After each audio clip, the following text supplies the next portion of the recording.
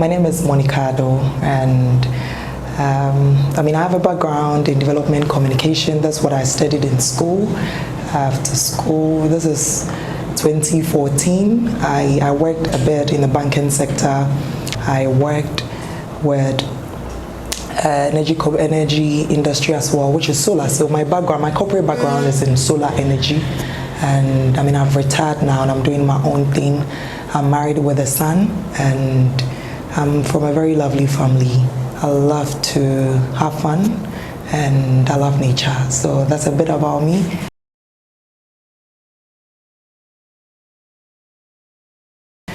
About my business, Bonne Graine. So Bonne Graine started 2 years ago I think we registered a company during COVID, but we've been actively in business with our fruit chips for a year now. But we started off with organic cosmetics, and it didn't go so well for us, so we diverted into fruit chips. And I realized we didn't just start from there, but I realized it was coming from a place of an interest since childhood. I hate waste, and so we started doing something that can curb waste.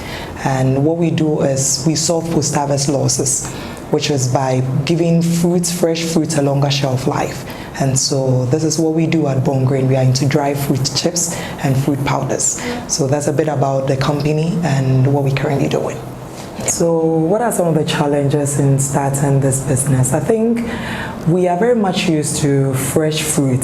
God in His infinite wisdom has given us an opportunity to enjoy different varieties of fruit during every season. And so people in this part of the world are not used to, Ghana, are not used to dry fruit. We know our fresh fruit. So when we started, we will usually get questions like, did you fry it? How did you make it? And so it wasn't something they know already. It took a bit of time for people to know dry fruit, except for people who have traveled out of the country to enjoy or have seen what we do. It wasn't that difficult for them to taste, because when you invite people to even taste, it was a bit of an issue. But with time, we did a lot of exhibitions to introduce people to what we do, just for them to taste and see what we're doing. So the challenge here was, it was not known that much in this part of the world, and so we had to introduce people to it slowly. That was one of the challenges. But setting up the company, it wasn't that much difficult, because we had everything required of a Ghanaian to set up a business. And so it was a bit smooth for us with regards to registering the company. With regards to the fruit chips, the most challenging aspect of it was to introduce the product to people. Secondly was the packaging. And so we realized dry fruit has a taste, and it needs to be crunchy from how we make it. And so if it's not packaged well, you will lose all these taste and the texture of how it's supposed to be. So the packaging was a bit of an issue, because we're trying to promote natural stuff here by using biodegradable cups and environmental friendly packaging. And so it's still not easy to find these packaging materials in Ghana. So I think that's just a challenge we haven't up till now. Yeah.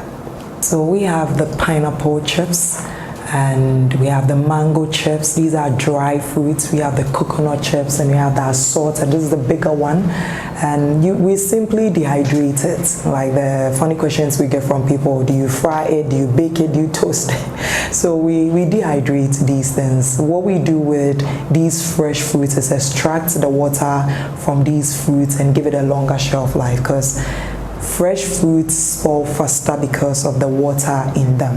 And so what we do with these dry fruit is just extract the water, and it will be able to have a longer shelf life of about a year or even 2 years, depending on how it's kept.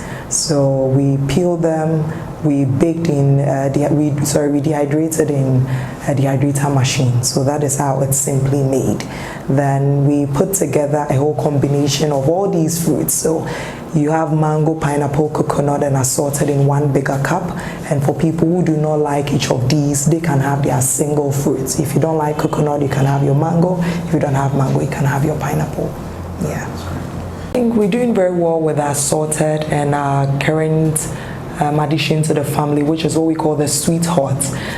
This is pineapple dusted with ginger and a bit of coconut in there. So it's the usual. When we're making juice, this is pineapple juice, we usually add ginger to it. So I thought, why don't we give it to our customers in a dry form? And so these two are our top sell. That's what we call the sweet hot. The name is simply because the pineapple is sweet and the hotness is coming from the ginger plus the assorted. So this is value for money. When you buy, you get all the 3 flavors in one bigger cup, and so these is our top sell.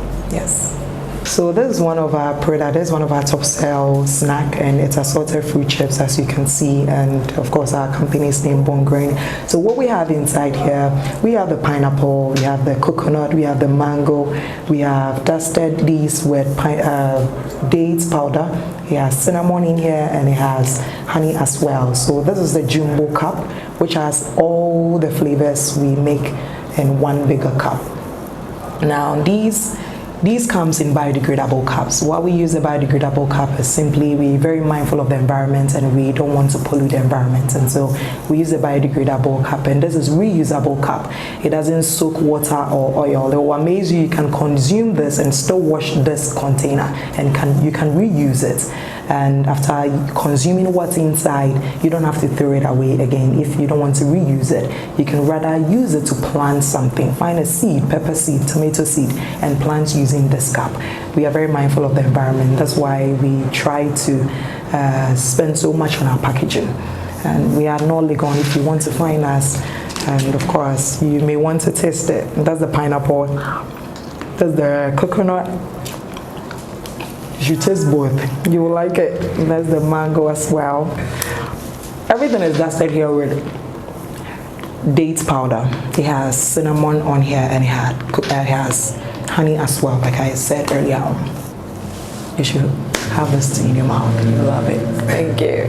Yeah, so is it difficult to do business in Ghana as a woman? Is it intimidating or difficult? Well, I'll say for me, I've really passed that stage because I've been selling for so long, and I've really mastered, I think, in that game of sales and doing business in Ghana. I was in a male-dominated industry, which is the energy. I was into solar, and this is hugely dominated by males, and you have to have your A game to really have market in that industry. And I think that stage of my career life propelled me to this stage. So for me, I wouldn't say it is difficult in terms of selling. It will probably be difficult in terms of pitching your idea to a company or an investor. They'll usually think, okay, a woman, I mean, you sometimes they'll ask you of a question, is your husband supporting you doing this? Or there's always a question of a man backing you in business as a woman in this part of the world, and I don't seem to get why. And of course, I always answer the question, no, we're doing this solely. My husband, of course, is funding it. Why not? I mean, yes, but I think it is a bit difficult for some women from what I've heard. But personally, I think my sales career path has propelled me to this stage. So in terms of sales, it is not that difficult. But pitching the ideas to people as a woman doing business, it is a bit intimidating. Yeah, I mean, are you taken seriously when it comes to making decisions as a woman in business? Not in most cases. You know, some of these decisions being taken on behalf of business or I would say business usually comes from a place of what you've gone through and how you see your business growth. And usually on a bigger table with men, it comes off as emotional. You are being emotional of what you want to say, and that's women's stuff. You hear comments like, oh, it's a woman's thing, or it's okay, let men handle it. I think it's a bit intimidating on a bigger board when it comes to making decisions. But I think women are really climbing that ladder, and our voice are being heard now. And I think so far it's been good than before from what I know. So yeah. Do I think a time will come when women will be taken seriously in terms of making decisions and all that? I think yes. we are really getting to that stage. Women are now ruling countries. Women are now CEOs of bigger companies. We never thought it will happen anytime soon. So I very much believe that women are coming off that ladder that we will be taken seriously. It will take time. I think it's taking longer than it should, but I know with time things will change, hopefully. Yeah. Well, there's a notion that women do not support women. From what I've experienced, again, I usually talk from my experience. It is so true. It will amaze you. You have an exhibition and you have your woman next to you and he's probably doing the exact business you're doing, and you think you want to approach your fellow women to collaborate or do something together, and you'll be amazed at the response. It is not so good. And yes, women are not supporting our own. I don't really know why, but I think it's coming from a place of competition. We're trying to prove who is the best and who is not. And I think that thing should stop, because we are not really growing. Collaboration, there's really power in entrepreneurship and women coming together to do something. And so I hope we come of that age where we can support our own. I think the reason why this is really happening is unhealthy competition.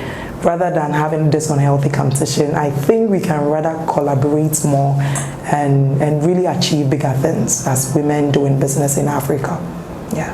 I think why women cannot be empowered, or why women are not seen taking up leadership role from Ghana, I think it's from a cultural beliefs, or how women have been subjected to, or how we've been trained to be submissive. Now, there's a man's world. Men has to make the decision on women's behalf. And a woman who talks so much, it's not submissive.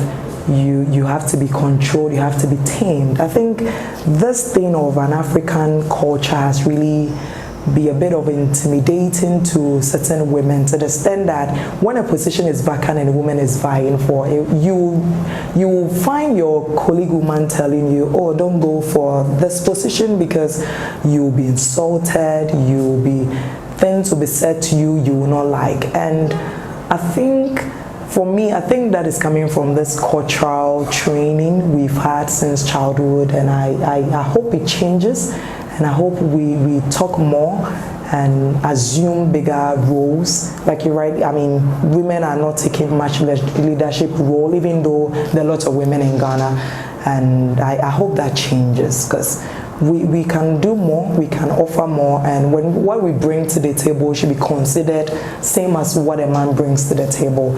I've had a man tells me it's a man's world in a corporate industry, certain corporate industry, to the extent that when you fight to get to the top where men are, by the time you are there, you'll be making decisions, or you'll be playing the ball like a man, because you've been roughing up to the extent that you can't be soft like a woman, because you need to make tough decisions when you are up there, and women are very emotional, so we can't make certain decisions.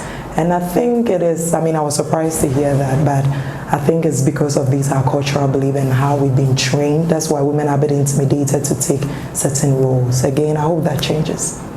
Yeah. So what's my advice to women that are yet to take up a business activity or do something as a woman in business? I think you should go for it. This is the first time ever in my entire life I've done a lot of jobs I'm so passionate about. There's this thing in us, when you really want to do something, it never goes down. Anytime you are outside, sleeping, going elsewhere, that thing will keep coming back to you, because it is something I believe you will thrive on. So don't be scared to try something. Oh, failure is that good. It is that good of a recipe to really propel you to a bigger stage. I can't begin to tell the number of times I've failed. The only reason why I'm here today is because I wasn't afraid to try something, because I was so ready to fail. That was my mind. So let me fail and see what comes after. And I knew that some way, somehow, I will survive. And I'm here because I wasn't afraid. And so never be afraid to fail in any business endeavor you want to take up as a woman. Never be intimidated, because this is our world, you know. Yeah. It's your world. It's our world, of course. It is not a man's world. I don't believe that. Women makes the world go round, so that's our world. So where you can get Bonne Graine to buy, we do what we call the white label. White label here simply means we dehydrate for you. We make all the product for you so you can have your brand name on it. It is something you really find in this part of the world, but we are ready to share our business opportunities with other women who are willing to take up the challenge and earn money for themselves. And so we do the white label. We bag in 1 kg, and you bag it how you want it under your brand's name and your contact details. Other than that, we are in biodegradable cup. As you can see, we are very mindful of the environment. We use these biodegradable cups simply because we don't want to pollute the environment. So these are decomposable cups. When it falls on the ground, it decomposes into the sun. Again, why we use this cup particular is because after you consume this, you can plant a seed using this cup. You don't have to throw it away. You can use this as a container for your salt or sugar, and you don't have to litter the environment.